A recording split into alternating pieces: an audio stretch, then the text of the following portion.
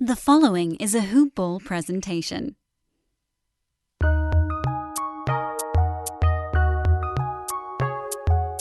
Welcome to the Fantasy NBA Today podcast.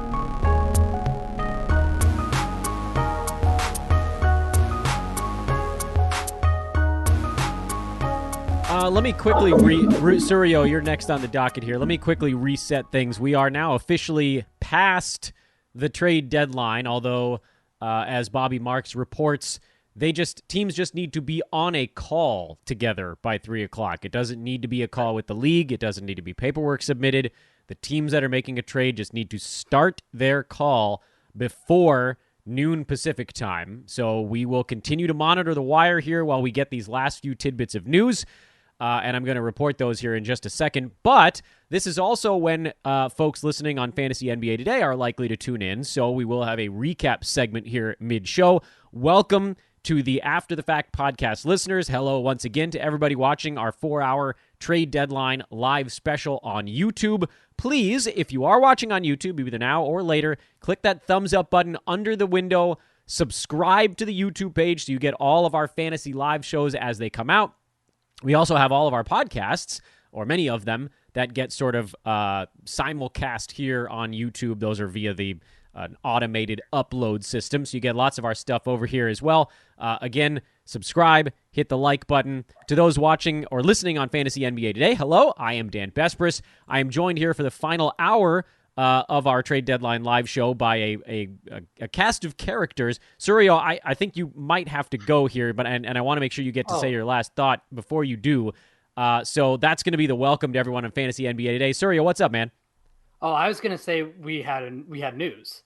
What you got? What you got? Andre Drummond's done, he got bought out. Oh. That's done. Okay then. Well, so no trade on the Drummond front. I'm not that surprised by that. That actually might go with what you were saying about the leverage for future moves, and if they just dump him for whatever, they could get a second round pick from 3 years from now because no one wants Andre Drummond. Why would they at that point? So they can just say we didn't get anything, so now we're done. All the posturing surrounding that guy's big contracts that never panned out. Yeah. I mean, and now you're bought out. Crazy. I mean, I think that's what the whole league kind of knew, right? Is why are we going to give Cleveland anything for a guy you've already banished off the team who's going to be a free agent next season, who we could just sign outright? And Cleveland had no use for him. That Jared Allen trade, while they were opportunistic in taking advantage of that sort of kiboshed any leverage they had on the Drummond trade front. That was interesting that Dan Gilbert's son is being reported as being a part of the decision-making apparatus there. I mean, you're already kind of one of the league's laughing stocks for a few different reasons. And what impact did that have in this? Because it just doesn't seem like, I mean, from an asset management standpoint, I'd have to go back and look at all the dots to connect them again, but it just seems like they played that all wrong. I mean, it feels like that's a common theme that we've been talking about for the Cleveland Cavaliers for a long time, even going back to their sort of initial LeBron tenure, right? Sure. Oh, yeah. Let me tell everybody who they're listening to also here before we dive into what's starting to look more like a recap hour. Although players now starting to tweet out whether they're staying or not. Larry Nance Jr. sending out an "I'm staying" tweet. Chris Mannix reporting that Victor Oladipo is not being traded. We'll see if that does indeed hold. Oladipo's not being traded, huh? There's a fake Woj Kyle Lowry tweet that's making the rounds. That is not real, so keep an eye on that one. But the other voices that you're listening to, if you're listening to the podcast, we told you about Suryo. He is at SassClown on Twitter. The great Aaron Bruski, our founder here at hoop-ball.com. He is at Aaron Bruski. And good buddy, Ethan Noroff, host of the HoopBall Lakers cast and a longtime fantasy expert. Ethan_Noroff, N-O-R-O-F. Ethan, what are your thoughts so far? And I'll jump in if anything breaks here in the next few seconds. Yeah, I mean, I think, the Vucevic trade it's rare that the most exciting trade of the day, at least for me, is the initial trade. I thought the Bulls were very opportunistic in taking there. I have no idea what the Orlando Magic are doing. It seems weird, and it's only getting weirder. From the Lakers standpoint, I'll tell you that in the event that Drummond is bought out now, you have to think that the Lakers are at the forefront of the line for his services, just because we've been talking about for center all year, basically, even with a healthy Marc Gasol, even with a healthy Montrezl Harrell, even when the whole roster's healthy. And if you're Drummond, right, sure, you could go to Brooklyn, but what's your role going to be, especially when they brought in Blake Griffin? They have Nico Claxton. I don't think that would make a lot of sense. Or you could play alongside Anthony Davis and LeBron James for the Lakers and contend for a title. And as a player going into free agency looking to rebuild his value, because he's not going to get another $25+ million deal. It's hard to imagine at this point. You'd think the Lakers make the most sense for that. I mean, I think this is why the Lakers were sort of hesitant in re-signing Damian Jones for the rest of the season deal. They wanted to keep those open roster spots. They wanted to have that flexibility.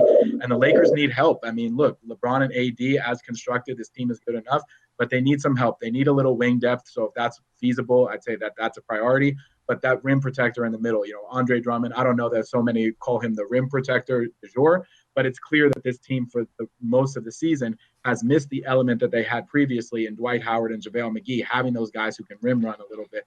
Marc Gasol is a very intelligent player, but his vertical jump is about what mine is these days.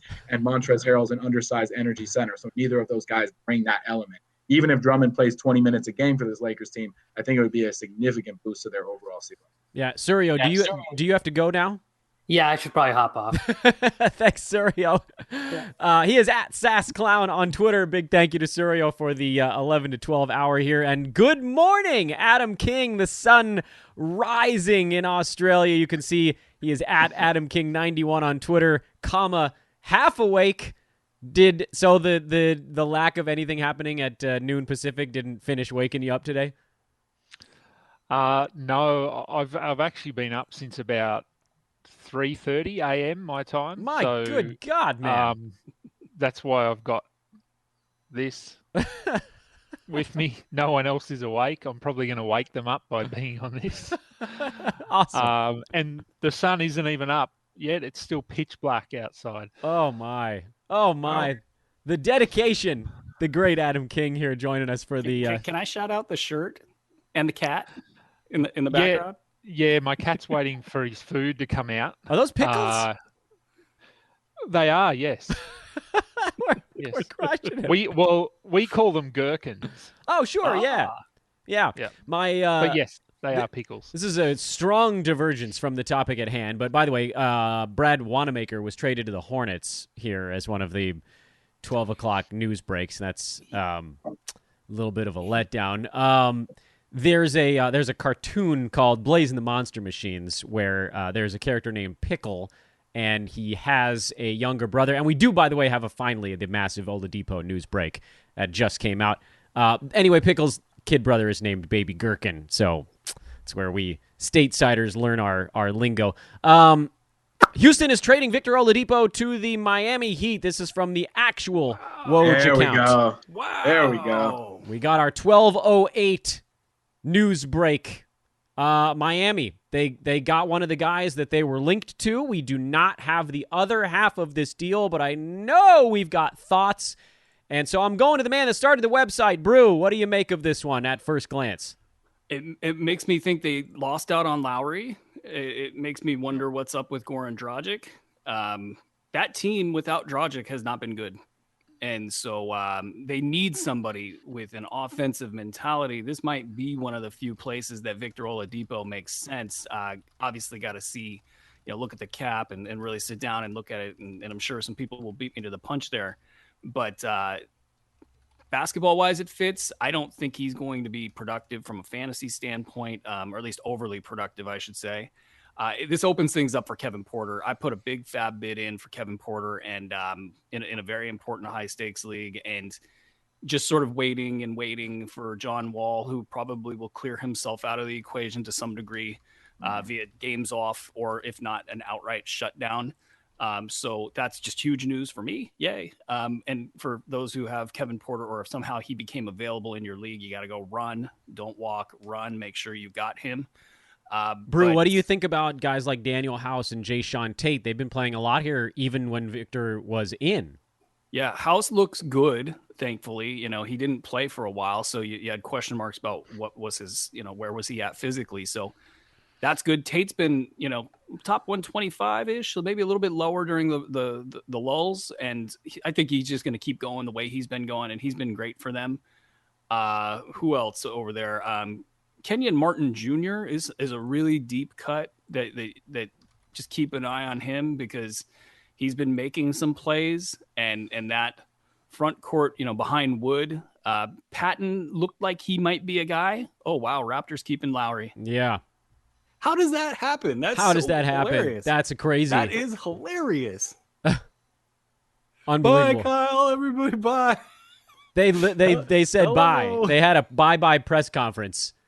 Crazy. Oh my God, that is hilarious. So the Heat the Heat wanted either Oladipo or Lowry, and whatever bid we're about to find out was good enough for Houston, but apparently not good enough for Toronto. It sounded like someone was about to say something. Ethan or Adam, which of you was? I think I was just going to say, for me, the Heat pivoting to Oladipo, or shouldn't even say pivoting, right? Because they've been linked for a while. But going with Oladipo instead of Lowry, we kept hearing that the Raptors were unwilling to move Lowry without either THC from the Lakers or without Tyler Hero from the Heat. And so that tells me that the Heat said no to Tyler Hero. So if it comes across that Hero is being traded to Houston for Oladipo, then you say, okay, that's weird. But save for that, you have to think Miami goes for what is a quote-unquote cheaper route, right? Depot's contract is coming up. We knew he was on his way out after he declined that extension from the Rockets. And we'll see. I mean, Jimmy Butler and Victor Oladipo, it's nice. Bam Adebayo is their best player outside of Jimmy Butler, so that's a good little something. Will they have enough to return to the finals? That's a much larger question. I think probably right now the answer is no. Adam?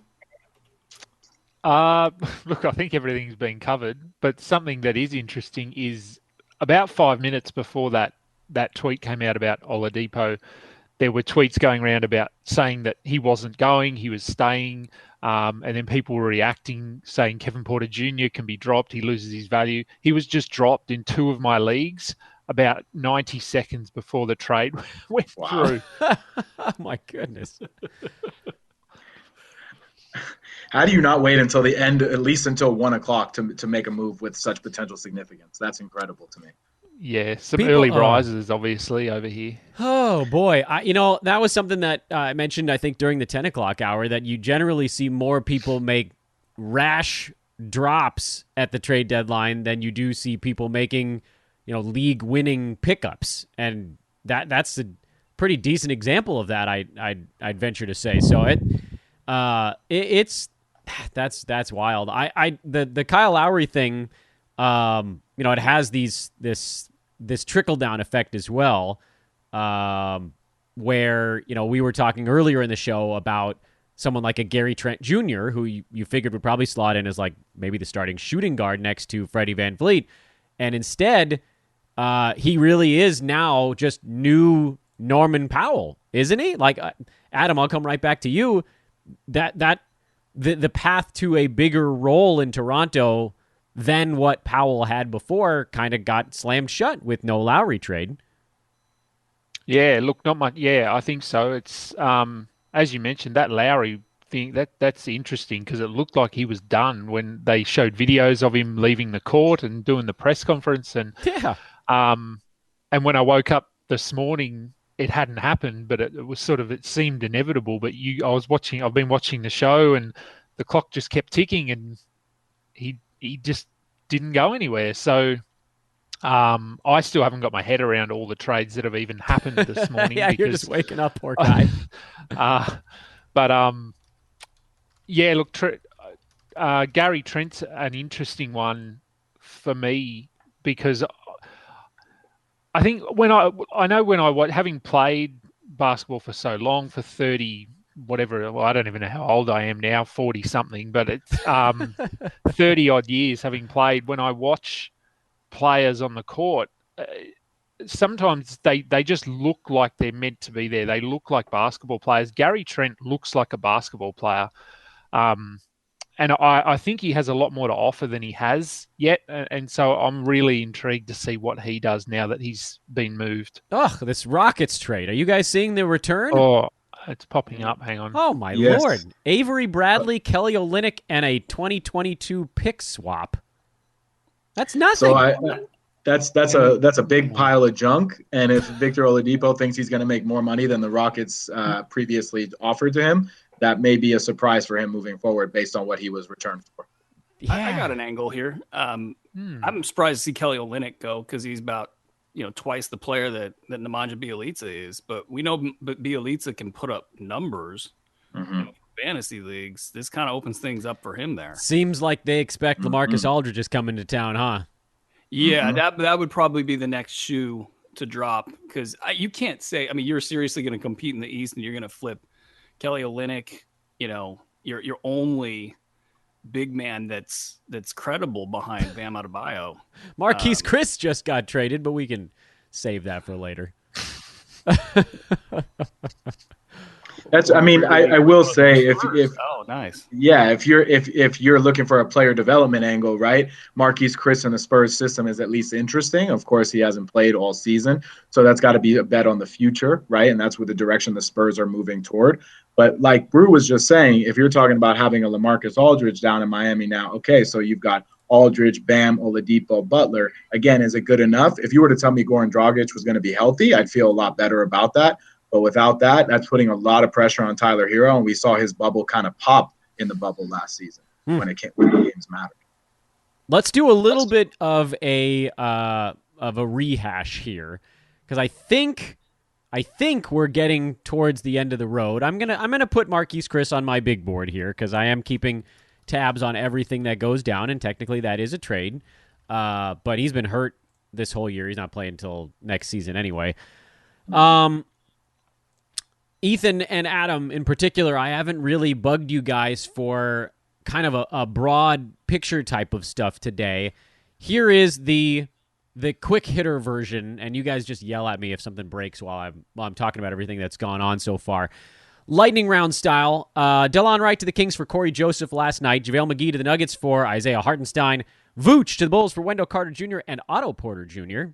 Got to get those juniors. The Magic collecting them. Evan Fournier to the Celtics for picks. Aaron Gordon to the Nuggets for Gary Harris and R.J. Hampton. Mo Wagner, Troy Brown Jr. to Chicago for Daniel Gafford and Chandler Hutchison. Nemanja Bjelica to Miami for Mo Harkless and Chris Silva. George Hill to the Sixers. Tony Bradley back. I've lost track. He's to the OKC. Terrence Ferguson to the Knicks. Austin Rivers, OKC. Their three-way trade. Confusing one a little bit. Norm Powell to the Blazers for Gary Trent Jr. and Rodney Hood. Matt Thomas to the Jazz for picks. Terrence Davis to the Kings for picks. J.J. Redick to the Mavs for, I don't know if we've seen the return on that yet. Brad Wanamaker to the Hornets, same deal. Victor Oladipo to Miami for Kelly Olynyk, Avery Bradley, and Marquise Chris to the Spurs. Ethan, who are your fantasy winners? I guess the ones that really jump out at you. I like the role Rondo's about to assume in Los Angeles with the Clippers. I mean, I think that's a team that should have probably just signed him in free agency right off the bat. Lou Williams goes down to Atlanta where he can go to Magic City anytime.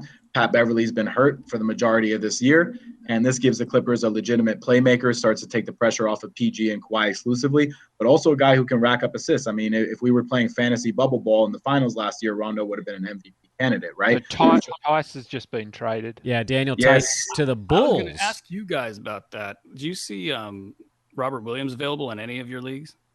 No, he has not been available in any of my leagues for some period of time now. And I think, this is about two things for the Celtics, right? Because obviously Time Lord has come on, but also by taking Fournier's contract for those two picks, they got themselves to find they have luxury tax concerns, right? So I think by trading Tice and taking back Mo Wagner, they get themselves back under that luxury tax line. Is that what's going the other way? I was asking because, I mean, there's been stretches where Time Lord's been a top 25 guy. He's been tremendous. Yeah, but when he's getting 14 minutes a game and like he had an empty stat line last night, you just don't know. Like, are people sleeping in some maybe intermediate or beginner leagues out there? And if Tice is gone, and that appears to be the case, right? I mean, that just opens it all up. And from the Celtics standpoint, though, I kind of thought they needed all three big men because each one does a different thing. And so I guess Wagner will probably in some ways be better than Tice, but maybe that's not a true statement just given the experience that Tice has had doing battle with those guys. He's just really a little slow, very brittle. Has probably lost his confidence from the 3-point line, if I had to guess, and not quite as good as they need. So now they take a little bit of a step back maybe there. So that's a little bit of an interesting angle from a competition standpoint for the Celtics. So we got this flurry here, right, at the tail end. Adam, do you see any obvious winners among these names? Does Kelly Olynyk see any kind of role? Is Time Lord getting the path cleared out? Maybe the one thing from these late pushes. What about Oladipo in Miami without them having to give up any of their young scoring wing types? Like, this is, I feel like teams just got a bit more cluttered other than Boston's center spot, where you have to assume Wagner sees less of a role than Daniel Tice does. I'll go Adam first on this one.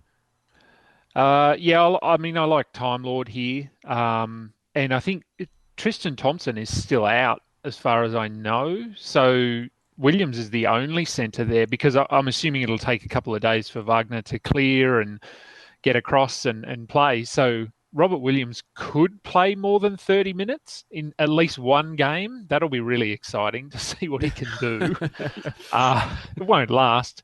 Well, I hope he doesn't break is the problem. Well, that's all foul out. So we'll see. We'll see what happens. Look, I mean, I don't mind Olynyk in Houston there. I mean, I think he'll play. I think the winners for me today, which sort of harps back to your question about before Tice was traded and we went off on a tangent.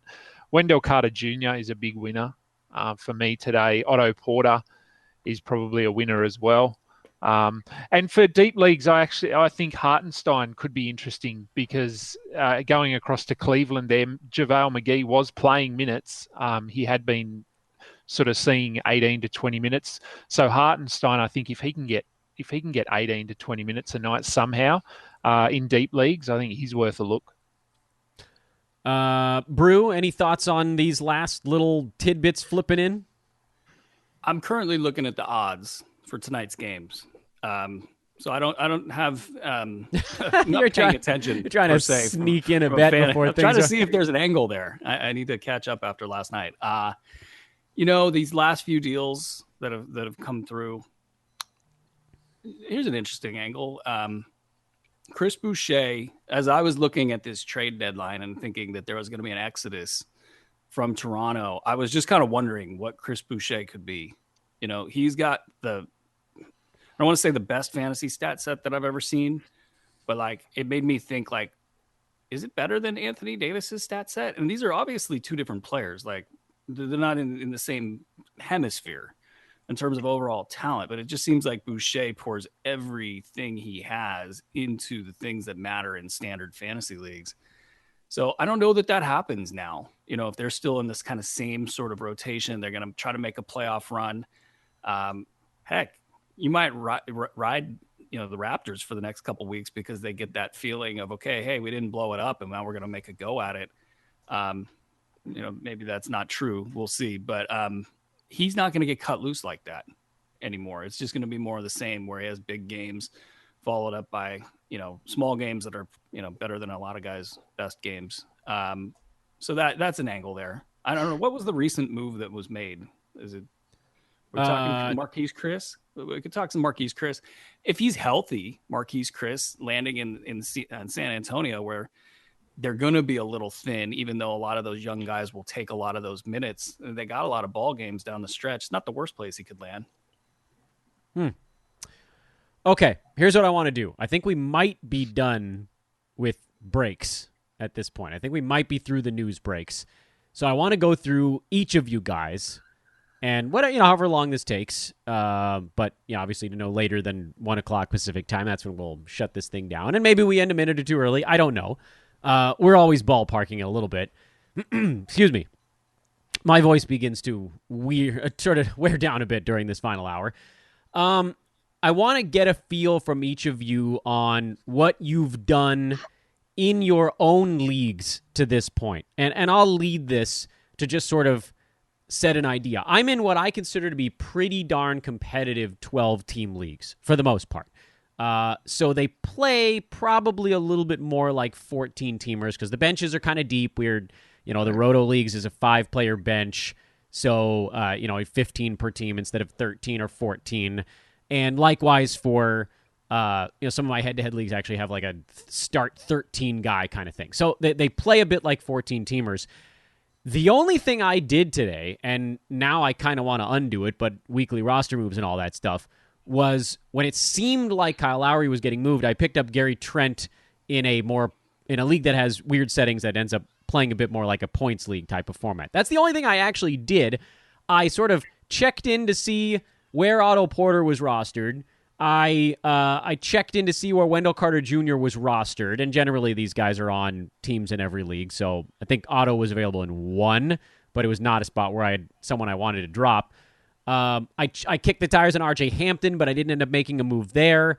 I picked up Dennis Smith Jr. in some places last night, but as far as the last 3.5 hours have gone, I really didn't do very much to my teams to this point, other than checking on some guys that were generally already rostered. So, Brew, I'm going to have you go last on this one, because I know you're in maybe the most competitive leagues out of everyone, so we'll kind of work our way up the board a little. So, Ethan, I'll come to you first. I basically flipped a coin between you and Adam on this one. What kind of leagues are you in? What have you done today, and what have you seen happen in your leagues, and kind of how do you feel about it? So very similarly to the leagues that you described, 12-team heavily competitive leagues with longer benches and longer starting lineups, which keeps the waiver wire bare. A guy who I did pick up today as a result of both the Vucevic and Aaron Gordon trades, Chuma Okeke, who's a guy who I have flirted with previously this year in particular. He's coming off of a 17-point game. He dealt with some health issues earlier in his career, but as the Magic look to rebuild, you're not going to have Jonathan Isaac for the remainder of the season. Okeke's a guy who should be able to contribute so long as he's not capped by his own sort of playing time restrictions. I like it. Big man who could shoot the three, can score the basketball, gets a few rebounds, can contribute defensively, though I wouldn't rely on him. So Okeke's a guy for me who I think should be garnering a little bit more consideration than he probably is. I know a lot of people were sort of looking at the other sides of those trades, right? Because when you're looking at Vucevic, okay, Wendell Carter Jr. doesn't really excite me, right? Otto Porter Jr. definitely doesn't excite me. And when you're looking at the returns for Aaron Gordon, like you said, Dan, R.J. Hampton, it's kind of like they got 3 first-round picks if we're throwing in R.J. Hampton as a first-round pick, right? But does anyone really know what he is in reality, let alone in fantasy? It's hard to say. We think he's going to have an opportunity in Orlando, but it could also be short-lived because they're just kind of seeing what they can get, but be exploring at the potential. But Okeke's a guy they've invested in, and they're a guy that got playing time even prior to these moves being made. So I think he's a guy who should warrant additional consideration in pretty much any league. By the way, one thing I forgot to scream about earlier, who else didn't go anywhere besides Kyle Lowry? Terrence Ross didn't go anywhere. Yeah. We talked about it before that we said 15% chance that Terrence Ross stays, 15% chance that Kyle Lowry stays. They stayed, and with Lowry, there's still a bunch of guys around him in Toronto, so role doesn't shift, and high level guy, so his role usually doesn't move all that much. By the way, we found out the JJ Redick trade deals. They just came out recently. Dallas is sending James Johnson and Wesley Iwundu to the Pelicans for JJ Redick, and Nicolo Melli are going back the other way. But Terrence Ross might take 25 shots a night the rest of the way because they sent out everyone. And his tweet that he is the captain now is absolutely right. Vooch gone, Gordon gone, Fournier gone. It's Ross versus the world. Kingmaker, what do you got on today? What did you do in your leagues? What did your league mates do? What do you think about the stuff that happened in your leagues? Look, I mean, the Kevin Porter Jr. thing that I mentioned was interesting. It's not something I did. I think for me, it was probably more about what I didn't do than what I did. So a lot of people last night my time, afternoon your time, whatever it was, dropped DeLon Wright. I didn't drop DeLon Wright. I've held on to him everywhere. I've got Thad Young in a couple of leagues. I'm not sure what his value looks like now going forward, but I mean, the last few games he's only played sort of minutes in the low 20s and he's still been able to put up value. So, and I mean, I don't need to convince you that Thad Young is worth holding. He's your captain. He has long time been the captain of my ship. Yeah. So, yeah. Look, I think I haven't. There's a couple of players that I've sort of had my eye on, that sort of thing, but I don't know. No one that I rushed out to grab, or that when I woke up this morning at 3:30, I went, I've got to get this guy before everyone else wakes up. It's more about these guys that I didn't drop. I'm glad I didn't drop Wendell Carter Jr. in any of my leagues yet, and Chris Boucher. Potentially his role gets a little bit bigger now that Norm Powell's gone, and maybe they look at sort of shuffling that rotation a bit and going big. So yeah, look, I think no earth-shattering moves to be made. I don't think, just some small ones, but it's as we talked about on Twitter and everywhere. Really, don't drop players too quickly when the trade deadline's happening, because you don't know what's going to happen in an hour or in 20 minutes or in 3 hours. So that was it for me. Yeah, you will more likely regret the guys you dropped than appreciate the guys that you add and your trade deadline moves. That's happened very often. Not a lot of activity, actually, in my leagues this trade deadline. I thought somebody would do something harebrained and wild, but for the most part, things have been relatively mellow. Brew, you're in leagues where you really got to go digging. What have you seen happen in yours today, trade deadline day? And I know you're in like 32 of them, so feel free to pick your favorites. It's funny because I purposely pick leagues that I don't have to do a lot of work in. So a lot of the 32 are I don't do anything. So I also try to stay away from daily formats because there's too many leagues and there's not enough hours in the day. So the leagues that matter to me, actually, we do weekly fab runs. So that takes a lot of the first come, first serve element out of this equation for me. Oh, so you're chill on trade deadline morning. I am. I mean, there are probably one or two leagues I could be more aggressive in.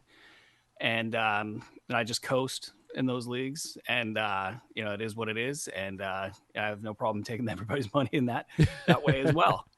But the thing that I did this deadline is similar to a lot of deadlines. Is I'm looking at players and hoping that their situations improve. These are people like Melton is going to be, and unfortunately, there's no relief in sight for Melton, at least right now, as it seems. And, this is somebody that's been at about a 120 value and doing it in like 21 minutes per game, just guessing right there. And that investment, I don't know if it's going to pan out or not. We'll see. He could have a huge finish and then it absolutely pans out. But in relation to like the early season COVID absence and then some of the injury stuff and then the not getting played, that stuff, he's been in my lineup a lot, actually, and been good in my lineup a lot. So I don't want to completely sell him short here, but, I'm looking at hopefully something, jiggles him loose there. Kevin Porter Jr. We're looking at, I don't know what's going on in the background here. I should look, but I just like the idea of something jiggling DeAnthony Melton loose. That would be lovely. Dan, I love you. Please. We're all like, we could do the last 26 minutes where we just scream about the Memphis Grizzlies. Don't tempt us on this one. Don't tempt Adam on that. He's an expert in that field. But Adam, by all means, take the floor because I've done enough screaming on it. All I do is I point out every game where he's got like a plus 19, plus minus in 16 minutes, and he's the top 10 net rating guy in the league, next to the top names in the league, including Dante DiVincenzo. What up? It's so fascinating what they're doing in Memphis because they kind of keep winning games. Not a lot, but enough to make it to where it's like, all right, you played in 10 minutes or 15 minutes or whatever you did, and you won. Well, that doesn't make it smart. Well, Adam, I just don't watch them anymore. Yeah, I was going to say, your guy Brandon Clark did have a 5-block game, though. He did. I look at the stats, but if I'm watching it, I find it less frustrating if I simply just look at a box score than if I actually watch the game. So, I don't blame you. I just monitor the box score and watch the stats go up and don't get as frustrated. Our Memphis Grizz guys, it feels like nobody can put a finger on what is actually going on. Like, is it that management wants their picks to look good. That's my theory. The whole thing is nuts because if you watch, like Adam was talking about, if you watch the Grizzlies games, and he actually wasn't as good in the first half yesterday, so I'll cut them a little bit of slack. He had a bad first half, 3 quick turnovers, fine. Bad half, get him out. There's too many games where he comes in, like Bruce said, he's like a plus 12 in 7 minutes. He has like 9 points, 2 3-pointers, 2 steals, 3 whatever. Grizzlies go on this run where they're from 2 down to 8 up, and then he's just out. It's like, okay, fine, he's out of the ball game, and then he's not to be heard from again for 16 game minutes. The whole thing is just the Holmes thing all over again. Remember how many times Holmes brought the Suns back last year? Yep. But the guys they're taking him out, like DeAndre Ayton was a first overall pick. I get it. Like I've worked in minor league baseball long enough to know when you invest your money in someone, that's the guy that's going to get the reps. We're talking about him losing his playing time to Grayson Allen and Desmond Bane. They just paid Melton. Whatever. Anyway, I fell right into the trap. You got me. A lot of questions, by the way, on Kevin Porter Jr. in our live chat. So let's cycle back through Houston here for a minute. We did talk about them briefly right as the Oladipo trade came through. Personally, I am probably a little more bullish on Jayshawn Tate than the average guy, but my love for steals and blocks and field goal percent outweighs my distaste for his not great free throw percent and general lack of three-pointers. Daniel House is sort of more your high floor, low ceiling guy because he's never going to explode, but he's going to be out there getting you his 1 steal a game and his 2 threes, and maybe he bungles into a few assists one of those nights. But Kevin Porter, who's been out right now, and that's created this weird little pocket. Brew, I'm going to come right back to you on this one because actually the question in the thread, someone was like, what was Brew saying on KPJ? So we'll loop back around. You almost have this little pocket because of his injury, because Depot played a couple of games, because Wall is still in there, where you could almost buy on him. I don't think he's going to get dropped, but what would you give up? Instead of just saying, what are all of your thoughts? Because that's a lazy way to ask a question. What would you give up right now to buy on Kevin Porter Jr., knowing that he's hurt, knowing that there's going to be this John Wall ramp up? How much would you give up? I mean, this is big business here. Yeah, it's a hard question. He was rocking top 25 value there for a couple games. That's 2-game sample from what I recall. So, I mean, it is what it is. So they're referring to him as one of their point guards, which I just find fascinating in of itself. This guy's always been sort of a small forward, classification. Obviously he can handle, but they're really looking at him as a point guard. And John Wall, man, he put up some stinkers, in the last week or so. And there was the spat. I don't know if it was a spat, but he had a early exit from his typical shift in the last game. And there was just a lot of like kind of shrugs and, kind of like just, I think for as good as Wall's been, in his comeback, so to speak, he took a couple shots during the 19th game that they lost that I think it really pissed off Christian Wood. I mean, Christian Wood talked about needing the ball more, and it was just this sort of selfishness that you're not that good, right? So it's time to not do that anymore. And you might see them moving on and making him the prime guy in the backcourt to set everything up and make all the plays. So, I think you're going to see a lot of, say, like 16, 17.8 assists, 4 rebound type lines, with money counting stats where you get these games where there's, kind of a little bit of a garbage time element to them. And that said, the Rockets have had a good defense in spurts this year. So they have a little bit of ability to deflect and generate those steals and blocks numbers that you like to see. To answer your question, I'll put it to you this way. He's probably acquirable for did the Rockets play tonight? They did not. Don't believe so, no. So you got a window here. He's probably acquirable for a top 90. That was the number I was going to guess. So here are some guys around, and apologies to Adam and Ethan for this segment that's Again, Brooke Lopez box out style. But I want to see this thing through because this is a really interesting big time difference maker sort of move.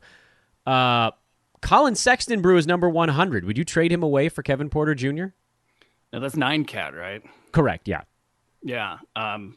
Colin Sexton is going to be one of the next really good guards in this league, and he is going to continue being better and better with every passing game.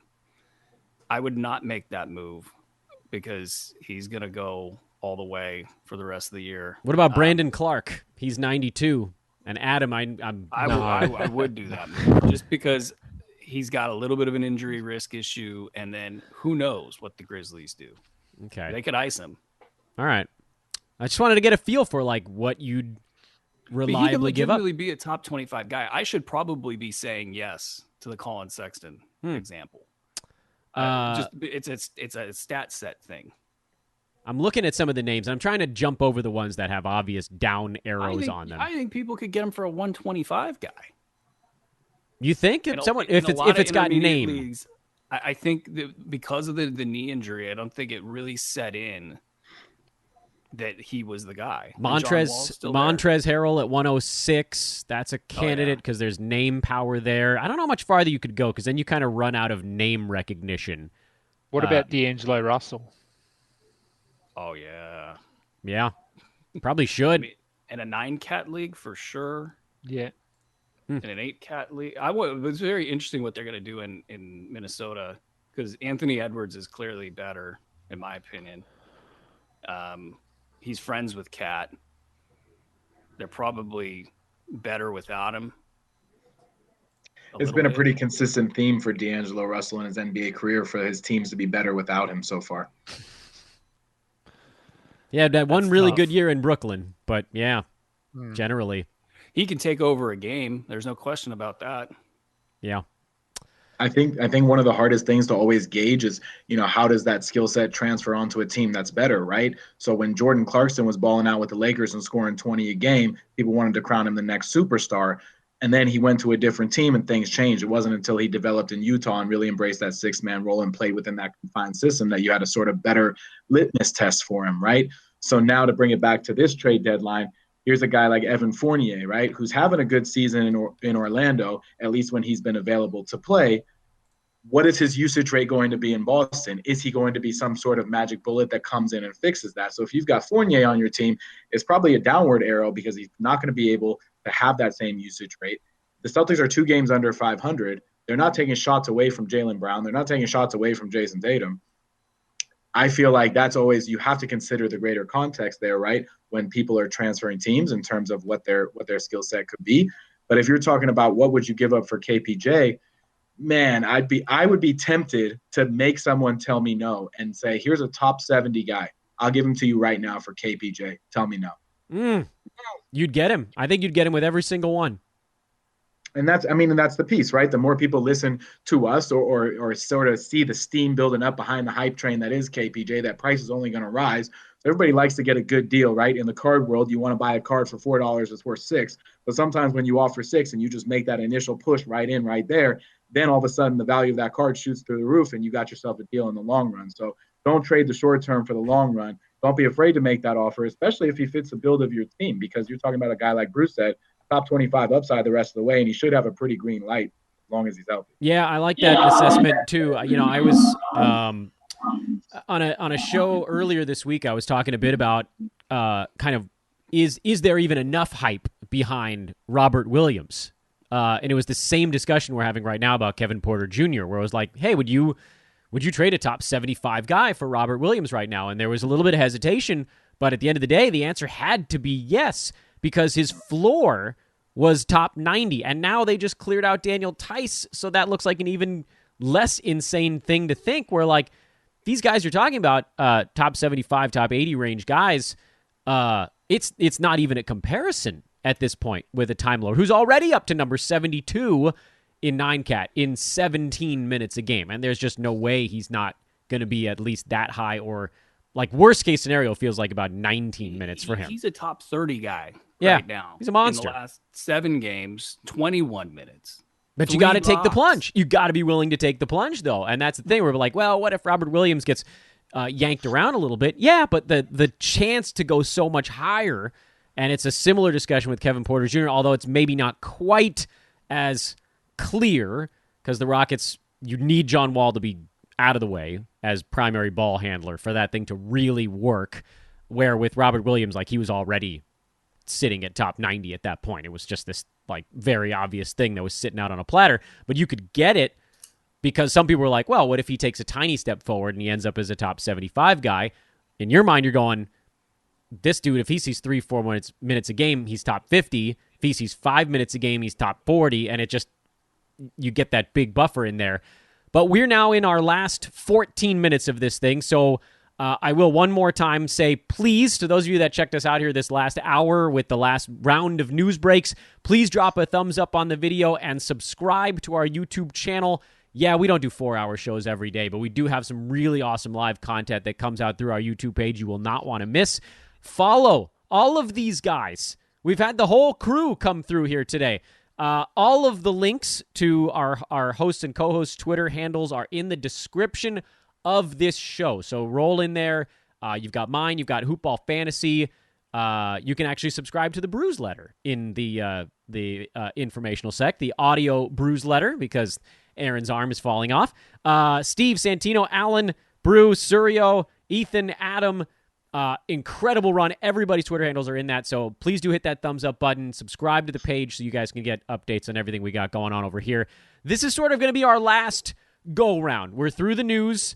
We know who's staying, who's going, and this is a little bit of a dumb question, but we're going to sort of hype it. By the way, Woj tweeting that the Miami Heat are expected to get LaMarcus Aldridge post-buyout, so we did get a little bit of news right now. Kind of figured that was the thing that was coming. I don't know that we need to add a whole lot there, but hey, you know what? Quickly here, each of you, 30 seconds. Adam, LaMarcus Aldridge, does he belong on a roster if he plays for the Heat?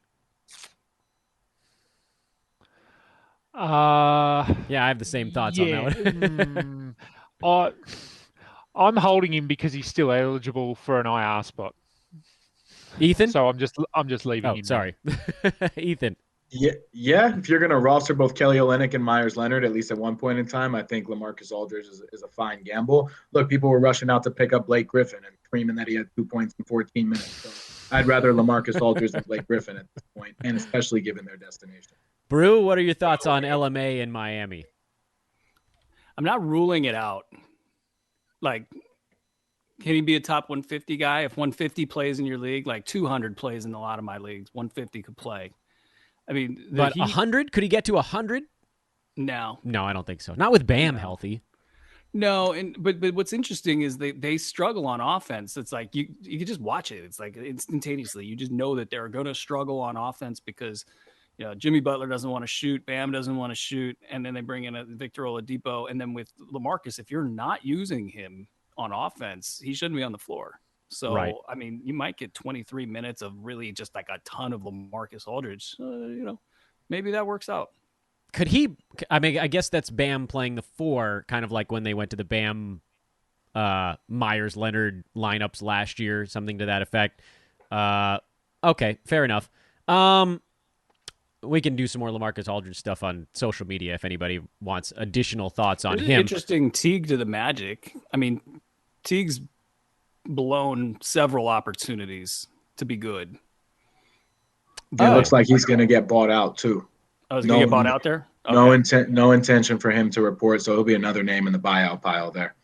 Good. Well, he'll go. I wouldn't want to have to consider that ad. Yeah, it's going to they don't want to play that dude. Okay, so let me give me your quick hitters, each of you, in our final 10 minutes, and Brew, you get to go last on this one, on the winners and losers of the trade deadline. Now that we've got it all rolled together, it doesn't need to be a comprehensive list, just the names that really leap out to you.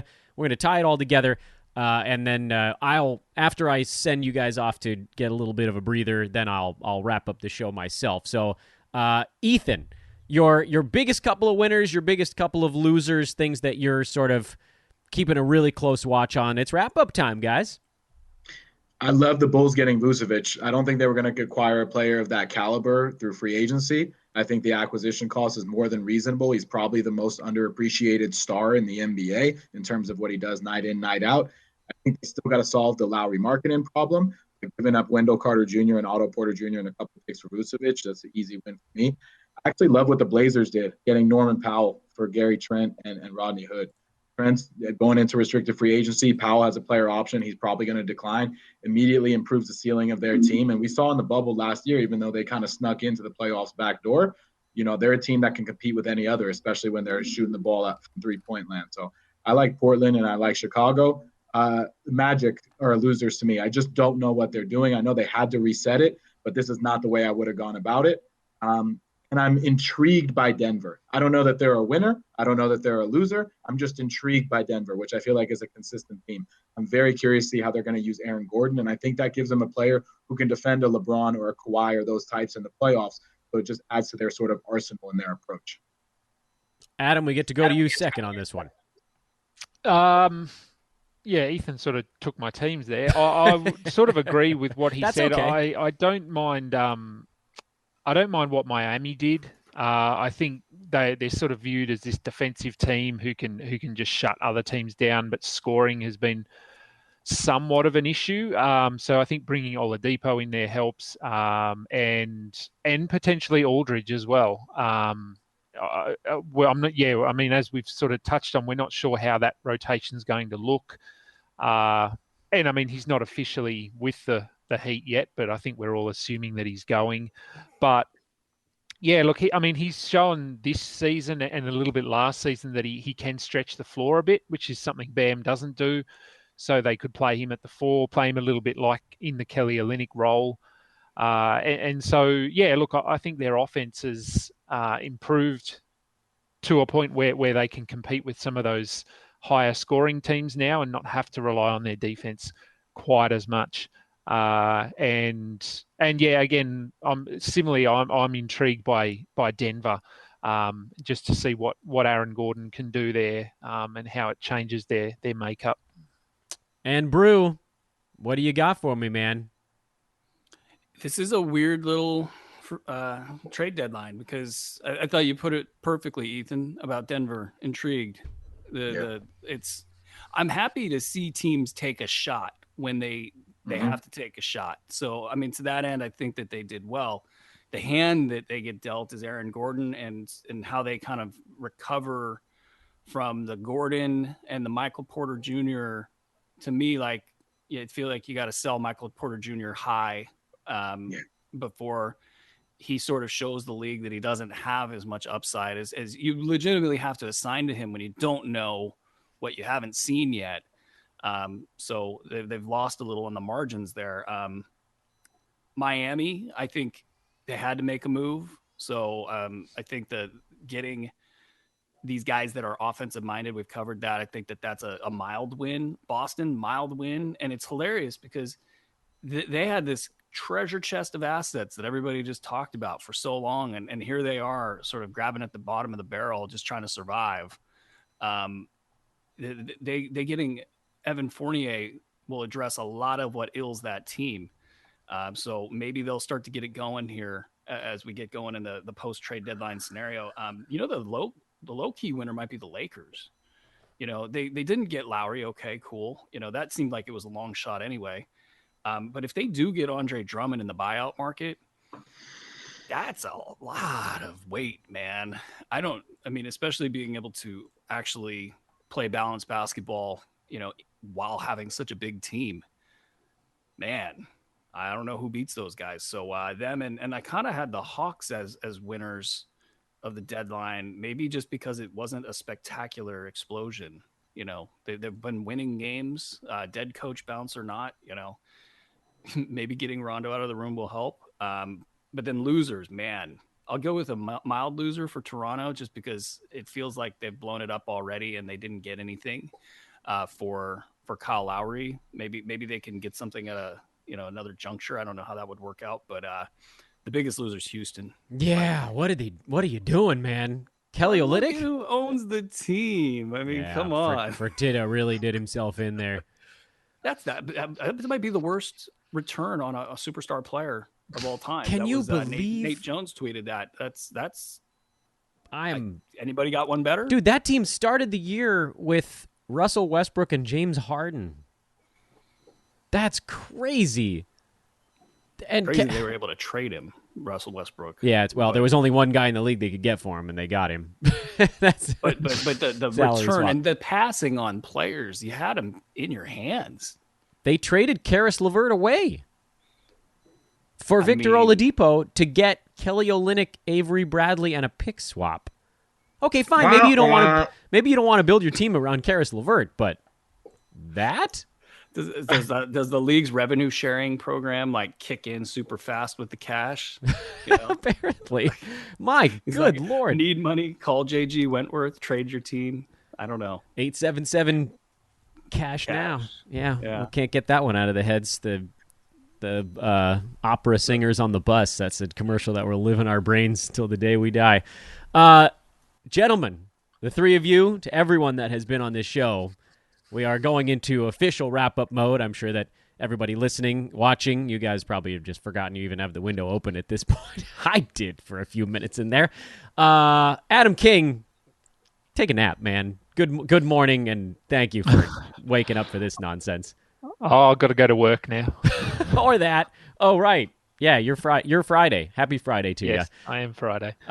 Ethan, so nice to see your lovely Punim here on the show. Likewise, I'm going back to work, having just got the second shot of the vaccine, and I'm going to try to keep it going for the rest of the day. It's been a very exciting Thursday, and I will say that if the Lakers do get Andre Drummond, a lineup that includes Drummond, maybe even Montrez if you want to get really weird, flanked by LeBron, AD, and Kuzma, that's a lot of size on the court at once. That's the biggest lineup of all time. I love it. The Rockets went to everyone under 6'7". The Lakers will go to everyone over 6'10". You can follow Adam and Ethan. Adam is at AdamKing91. Ethan is Ethan_Noroff on Twitter. Aaron Brewski, the final few hours with you, my good man, the founder of hoop-ball.com. You go take a rest as well. I know you got a long morning as well. Aaron, parting thoughts before I tune this thing out? No, it's just a big time for fantasy GMs to really take this next 2-3 weeks as like the last good non-silly season ramp. And then it'll be silly season, maybe a little less than normal because of the play-in spots. But you're going to see some good basketball here for 3 weeks, and then it'll get real bad. And then we'll declare our league winners based on all that bad basketball. Well, if we can make it to the last day, then it'll be better than last time around. Gentlemen, I bid you all adieu as I figure out how to take faces off of this screen, and then I will do the last little bit myself. And it goes into a full screen mode, which really highlights how absurd I look these days. Unkempt, pandemic haircut style. Thank you once again to everyone that has been involved in this 4-hour monster of a trade deadline special. Thank you to the viewers. We had, I think, our second highest live viewership in the history of HoopBall on this show. The only one, believe it or not, that was higher was the first ever trade deadline live show we did because no one else on the planet was doing one at that point. So we had every single person watching our own show at this one time. So the fact that since then, it's just been this steady upswing. We love you guys. Thank you for hitting that like and subscribe button early on. That helped this show kind of explode the first hour. When we opened up, people were waiting. You guys were active. It's been incredible. I am going to eat something besides the Oreos and the pistachios on my table in front of me. I'm also going to stretch my back because I am hurting. This is like it's like doing a baseball game, I guess. I don't know what I'm complaining about. Those are 4-hour broadcasts. This is also the end of the Fantasy NBA Today segment of the proceedings. So thank you to all those that have been listening. The Friday Fantasy NBA Today show will be an afternoon release most likely as well, with kind of a weekend review, and maybe we get a little bit more information on the buyout season. What else we got going on? Go to hoop-ball.com. Check out the premium content over there as well. You can get yourself a fantasy pass for $4.99 a month. Follow me on Twitter at Dan Bespris. And again, if you're looking for the Twitter feeds of all of our hosts, they are in the description of this show on YouTube. But I think, let's see if I can rattle those off real quick to you guys before we go. Steve Vidovich is Steven Vidovich, StephenVidovich. Santino is at Santino Caccone. Last name is Caccone. Alan Soroki, last name Srochi. Aaron Bruski, Bruski. Surio, Sass Clown, Sass Clown. Ethan _Noroff, Norof. Adam King, 91. That's an easy one. And that is your lineup for today. Thursday, March the 25th. Done. Let's go make some very small adjustments to our fantasy team. So long, everybody. Have a great rest of your day. We'll talk to you real soon.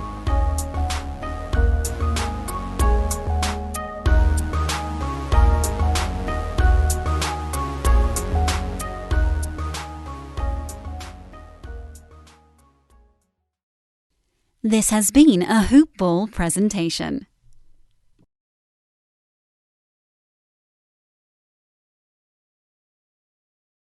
Is QuickBooks slowing your business down? Do you have challenges managing inventory, project profitability, or just getting paid fast enough? Get your business to a better place and graduate to NetSuite today. Stop paying for multiple systems that don't give you the information you need when you need it. Ditch the spreadsheets and all the old software you've outgrown. Now is the time to upgrade to NetSuite by Oracle, the world's #1 cloud business system.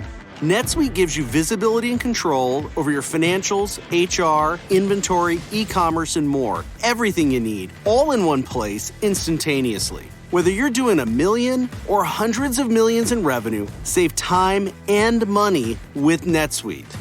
Join the over 24,000 companies using NetSuite right now. Let NetSuite show you how they'll benefit your business with a free product tour at netsuite.com/info. Schedule your free product tour right now at netsuite.com/info, netsuite.com/info.